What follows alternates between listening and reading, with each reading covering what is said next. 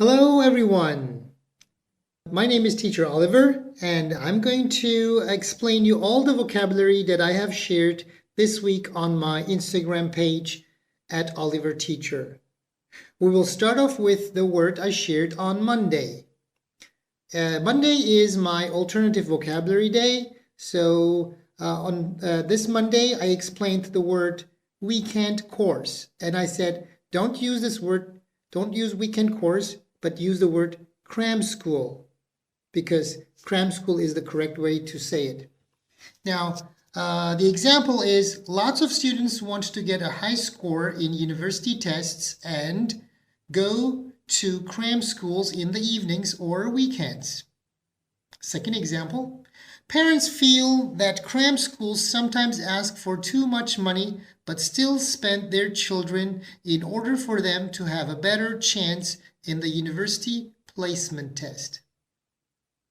Now, as you can see, the words that are in blue are the target vocabulary, and there are some words that are crossed out. Like in the first example, there is the word so, and I have used the word consequently instead of the word so. And of course, I have crossed out the word weekend courses and used the word cram school. In the second example, again, I did the same thing. Instead of saying so that they, you can use in order for them to.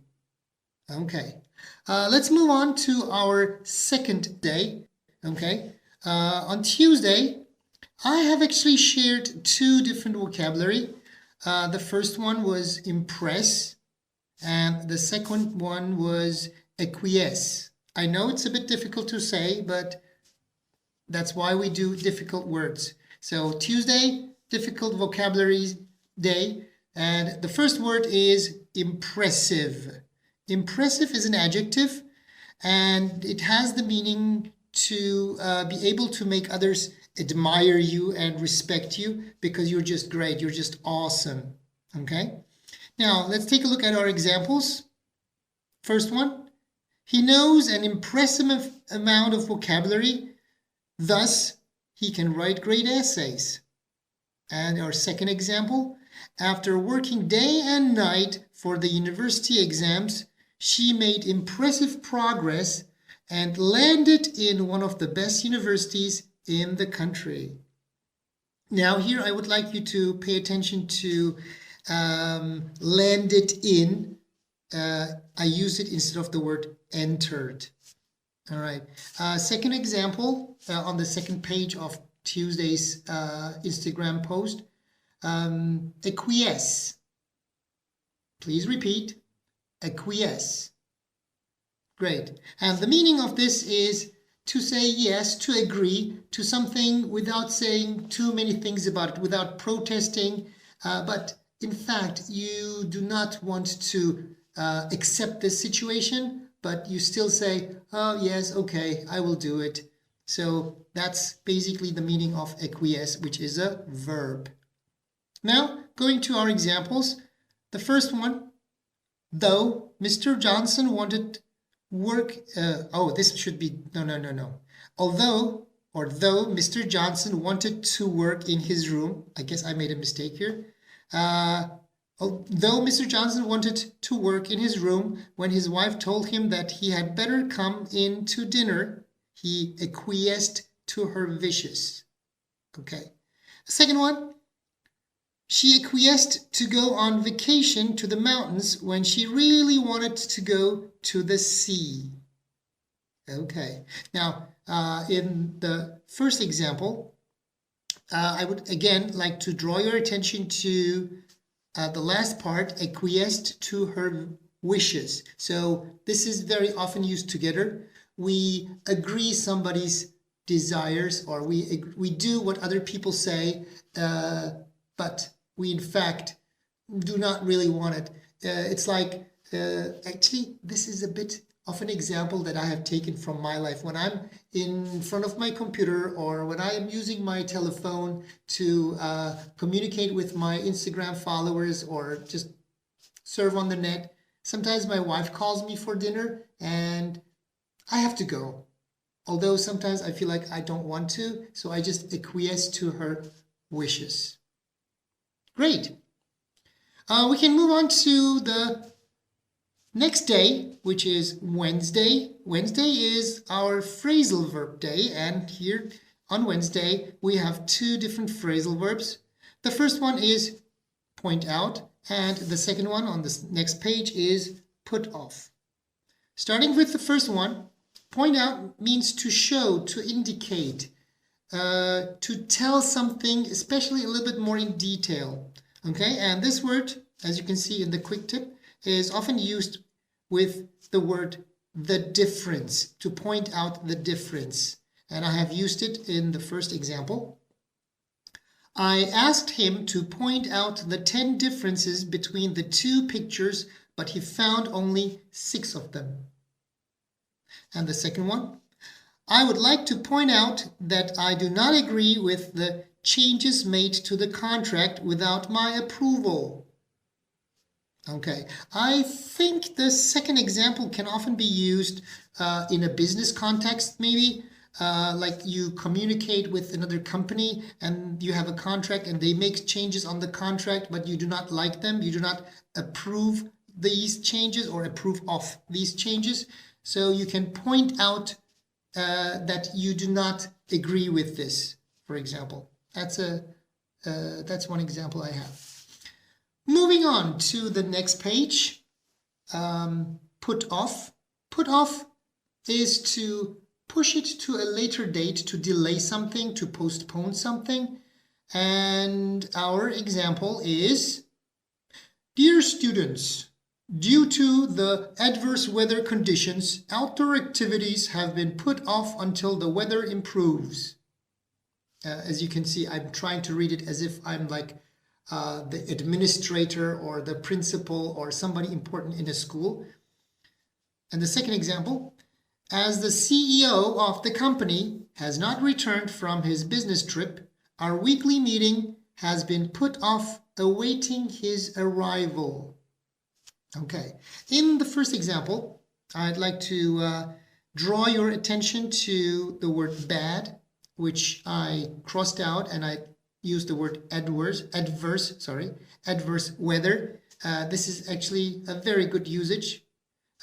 Bad weather, adverse weather. It could be rain, it could be snow, it could be anything. So the outdoor activities like basketball or other kinds of soccer, football, whatever, outdoor activities were cancelled, were not cancelled maybe, but delayed until the weather becomes better, until the weather improves. And in the second example, I have, it's just like a memo that is sent inside a company. So this language you can again see in a business setting a little bit. Right. Next, Thursday. Thursday is collocations day, and every time I share collocations, as you know, I share 4 different collocations. The collocation, or the word that I have chosen for these collocations, and by the way, collocation means you use certain words together and they actually have a new meaning. In this case, for example, I have chosen the word answer, and the first example is answer to somebody. Now, normally you know the word answer a question, or answer the telephone, but when you use it with a few extra words, they actually get new meanings. They acquire new meanings. So the first one is answer to somebody. And answer to somebody is to say you report to a person in higher position, which means they can question you. They can ask you, why did you do this and why did you do that? And other people cannot, because you are connected to them only. So you answer to that person. Children answer to their parents. Students answer to their teachers. Teachers answer to the principal. Soldiers answer to people who are higher than their own level. So this is to answer to somebody. Examples. So police chief talks to the police officers, and police chief says, during this operation, you will not talk to anybody about the operation. and only answer to me. And the second example, the president's advisor answers to nobody but the president. Okay, so in the second example, I use the word but to mean only and only to. So the word but here is to say only and only to the president. Answers to nobody, but only and only to the president. Great. Moving on to the second collocation, answer a need. Answer a need is to meet somebody's needs, to fulfill somebody's needs. There's a question, not question, maybe. Somebody needs something and you provide this to this person, so you answer somebody's needs. The example, only one. Your offer of a part-time employment does not answer my needs. I'm in need of full-time employment. Okay, I have crossed out the word job and I've used the word employment because in this context, in this place, it has the same meaning. I need a full-time job, but the person is offering me maybe a part-time job only, or maybe just a few hours every day, and this doesn't answer my need. Moving on.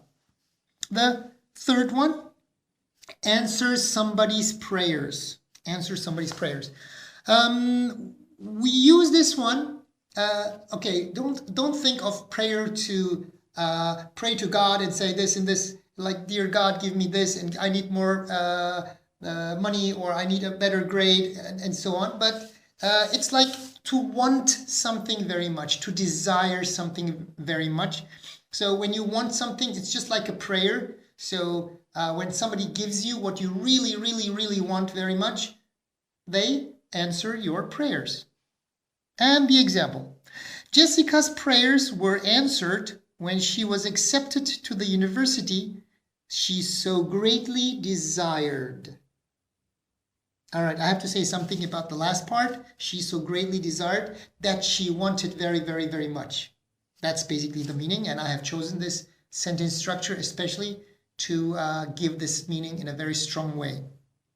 Last collocation is to answer the description, or answer a description is also possible. And this is like to describe somebody. There is a description of a person and it matches, maybe especially used by the police, I guess.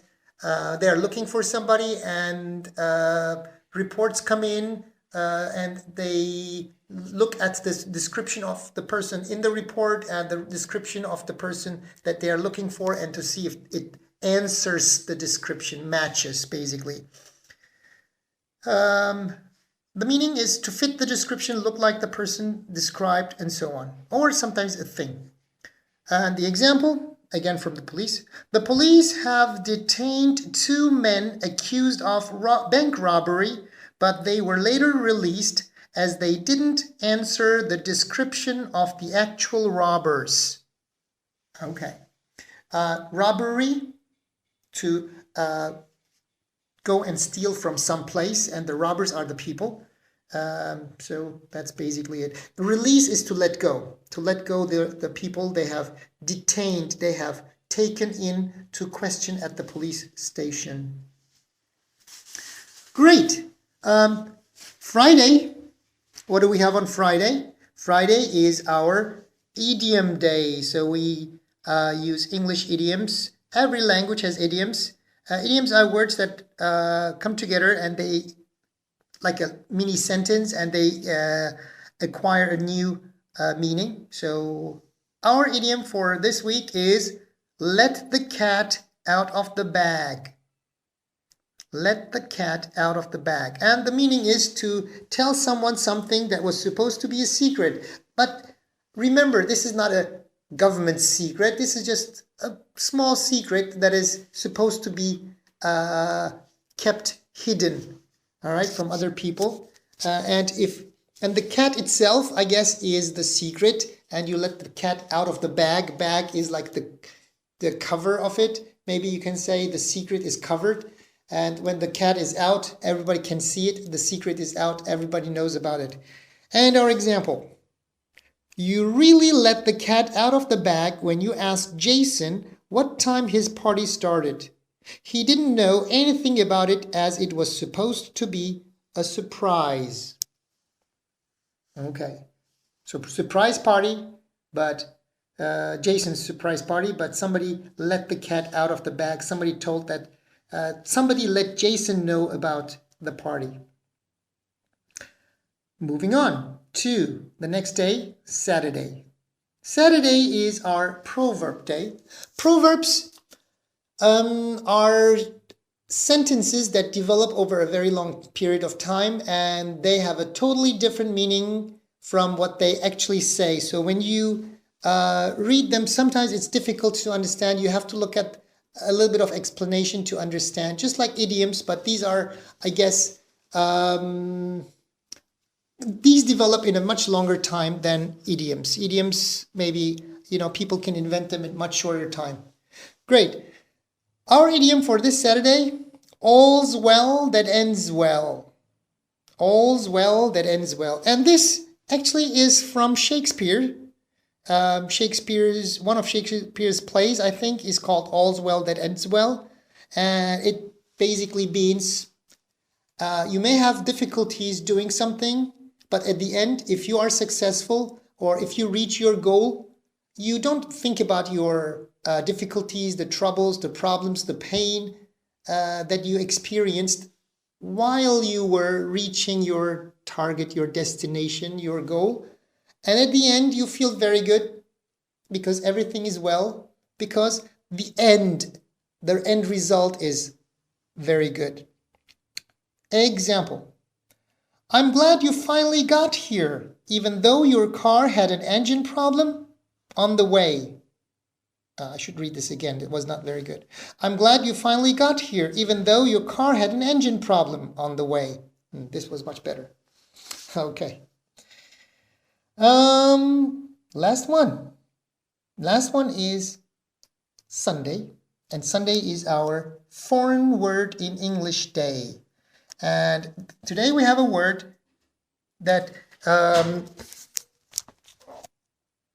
All right, our word for this Sunday is a word that you all know, that you have seen, but you may not have heard before, and it's read etc.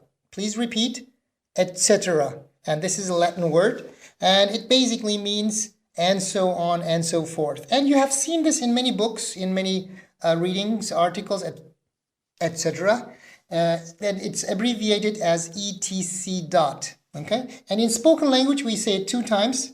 Example, there are many items on my supermarket shopping list, like eggs, butter, milk, bread, etc., etc. And in writing, we often make it shorter, like in this school brochure, for example. There are a variety of sports to choose from at our school, like volleyball, basketball, tennis, table tennis, etc. The next word is appendix, and it is a part in our body, and I have shown it in the picture so you can just take a look. And the example is, Larry had his appendix removed 2 weeks ago and has a scar on his right side. They say this appendix part is not really something very useful in our body, but it's there, and I don't know why. The second one is something we use in books. It's an additional part at the end of the book, and you can see a list of new words in the appendix of the book. And our second example is, the appendix of this book contains the sources of information presented in the book. All right, that's all for this week. Thank you everyone for coming and visiting my YouTube channel. And I hope you will subscribe. I hope you will join me on Instagram for everyday new words. But every week I'm going to record the weekly words that I share, and I'm going to share them with you. Thank you. See you next week.